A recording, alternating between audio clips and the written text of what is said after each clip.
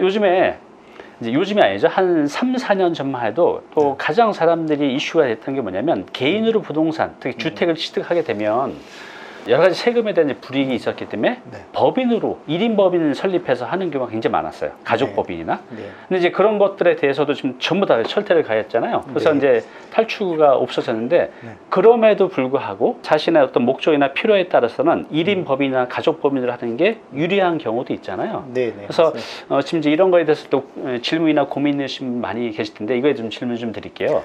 일단 이제 1인 법인 장점과 단점을 알아야 우리가 이제 선택할 수 있을 텐데 어떤 게 있을까요? 일단 가장 큰 장점이라고 보면 우리 이제 최근 시장을 보면은 분기 단위로 시장이 이제 바뀌었다가 이제 상승으로 갔다가 뭐 잠깐 조정으로 갔다가 이렇게 되잖아요. 개인 명의 비과세를 하기 위해서는 최소 2년을 보유를 해야 되는데 이 시간이 투자자 입장에서는 너무 길단 말이죠. 그리고 수익이 나는 지역들이 보이는데 투자를 이제 더 할 수가 없는 거죠.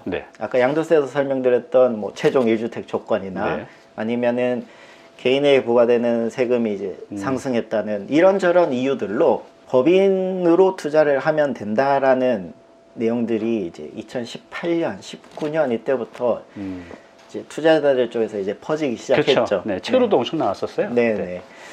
그렇게 됐는데 가장 큰 이점은 일단 명의분산. 중과 적용이 안 된다는 거죠. 그렇죠. 그러니까 내가 하나 갖고 있는데 내 이름을 또 하게 되면 이제 중과 적용이 되니 종부세도 그렇고 나중에 양도세도 취득세도 나는데 뭐 이제 법인으로 하게 되면 법인 취득세도 높아졌긴 했지만 이제 양도세에 대해서 일단 최대한 중과는 안 받기 때문에 이런 선택지도 있는 거네요. 맞습니다. 조정 대상 지역에서 3주택자인 경우에 차익이 3억 이상 정도 발생을 하면 기본 40% 누진세율에 중과세율을 해서 30% 70%가 그 이제 제가 상담을 해보면 이제 퍼센트에 되게 민감한데 이유가 우린 퍼센트가 이제 0%에서 100% 여기에 이제 생각이 갇혀 있는 거죠. 그런데 세금을 70%나 내라 그러면 저는 이제 내고도 처분을 해야 되는 상황이 있다라고 말씀을 드리는데 잘 못 받아들이시죠. 그런데 법인에서는 3억 정도 차익이 나면 법인세라고 해서 이제 20% 정도, 2억 초과분만 20%, 그리고 여기도 이제 규제가 들어와서 이제 추가과세가 오르긴 했는데 20%. 그럼 결국 한 33%에서 44%의 세율로 투자 수익을 낼 수 있다 이거죠.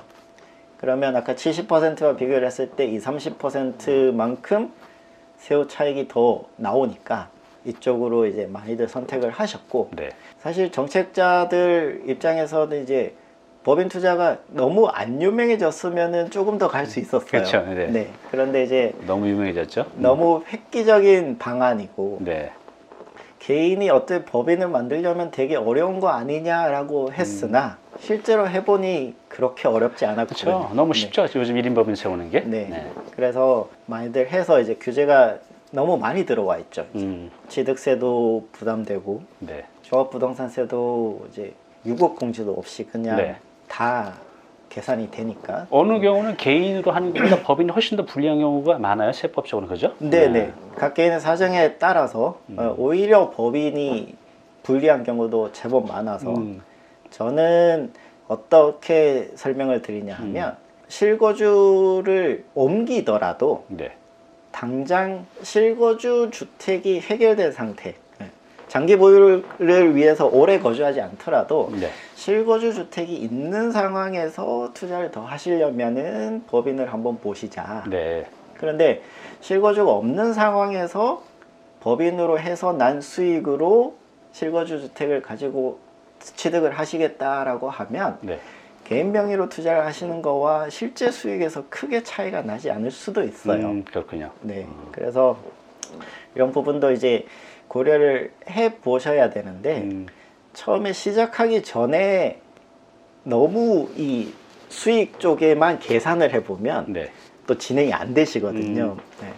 그래서 제가 이제 주 업무로 부동산 법인들, 1인 법인들 이제 기장 업무도 하고 있으나 하신 분들이 후회를 하시는 분들은 잘 없어요. 그래요? 그리고 법인이 있으면은 사실 우리나라에서 불법적이지 않은 것들, 네. 도박 이런 게 아니면은 다른 쪽으로 확장을 할 수 있거든요. 네.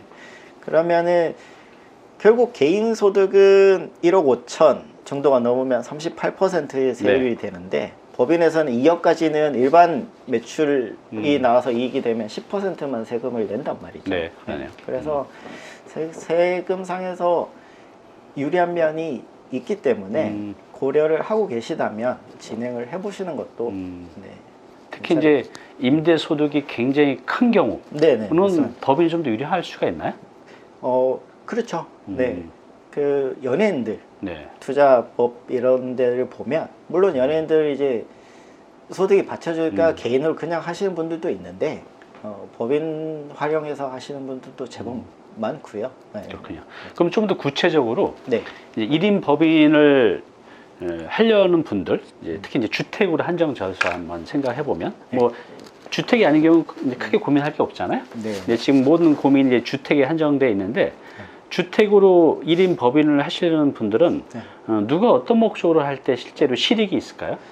그러니까 잠깐 설명드린 것처럼 이제 조정 대상 지역을 투자 대상으로 한다. 네. 그러면 이제 중과세율을 피할 수 있죠. 그렇군요. 네. 그리고 나는 스타일 자체가 단기 매매를 하신다. 단기 매매. 네. 지금 분양권이든 조합원 입주권이든 주택이든 1년 내에 매도를 하면 네. 양도 차익이 얼마든지 간에 70%의 지방세까지 77%의 세율을 적용을 해야 된단 말이죠. 단기 매매할 때요. 네. 네. 그런데 이제 법인은 10%에서 20% 그리고 추가가 살면 30%에서 40%니까 네. 그 부분에서만 진행을 하시더라도 유리할 수 있죠. 그렇군요. 네.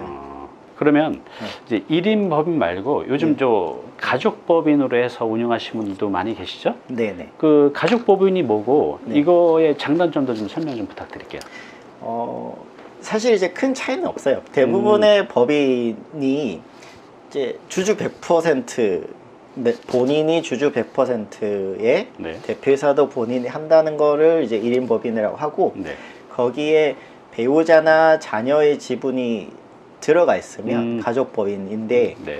어차피 우리 가족 내에서 움직이는 돈으로 돈을 법인의 이제 자본금으로 출자를 해서 투자를 하는 거기 때문에 네. 큰 구분은 저는 사실 잘 안 하기는 하는데 네. 이제 법인이 어떨 때 활용을 할 수 있냐 그러면 주주의 자녀 명의가 들어가 있으면 네.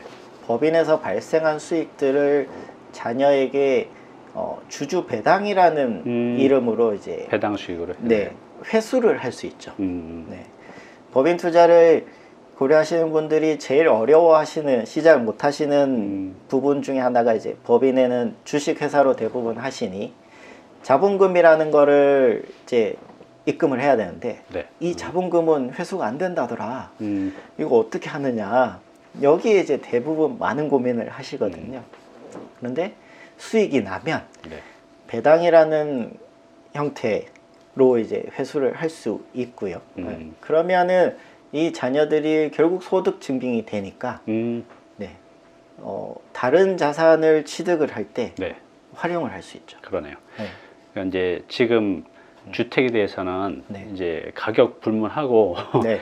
예, 이 자금 출처 증빙을 이제 해야 되잖아요. 근데 맞습니다. 예전에는 이게 이제 대충대충 넘어갔을 때가 있었죠. 근데 네. 이제는 이제 피할 길이 없기 때문에 네. 자녀들의 소득 증빙을 만들어 놔야 되는데 이렇게 해서 이제 가족 법인을 하게 되면 이제 그 증가분, 자본의 증가분 아니면 이제 임대 소득이 있다 그러면 소득의 증가분이 나중에 내가 자금 출처에 대해 증빙할 수 있으니 예, 이것도 좋은 것 같아요. 또 네. 재산도 늘어가니까요. 내가 처음에 출자한 게 만약 5천 원인데 그게 만약에 50% 오르면 네.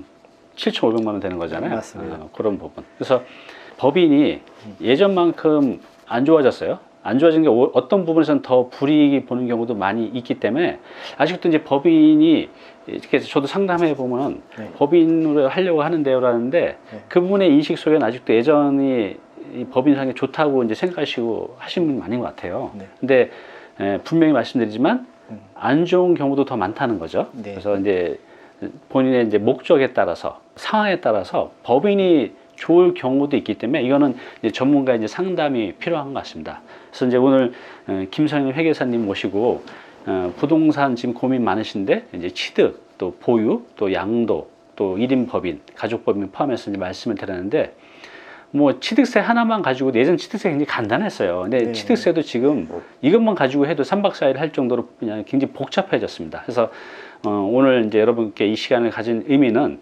하나입니다. 내가 행동하기 전에, 그러니까 취득하기 전에, 팔기 전에 반드시 전문가의 상담을 받아서 내가 행동하는 이 선택하는 이 선택지가 이익이나 불이익이 오는지, 더 좋은 대안은 없는지, 그래서 언제 무엇을 어떻게 미리 준비해야 되는지 이런 방법들은 이제 다 있다는 거죠. 그래서 꼭 전문가의 상담을 받으시고 선택하기 전에 좋은 방법을 찾아보시기 바랍니다. 오늘 이렇게 나오셔서 감사합니다. 네, 감사합니다. 네.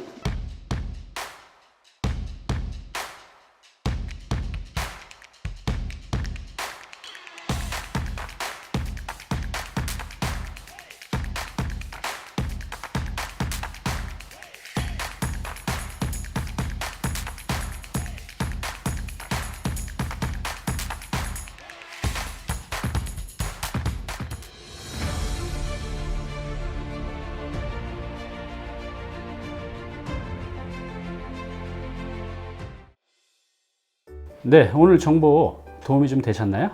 앞으로 이런 정보 계속 받아보실 분은요, 여기 구독 부탁드리고요. 그 다음에 오른쪽은 제가 추천한 영상입니다. 꼭 한번 보시기 바랍니다.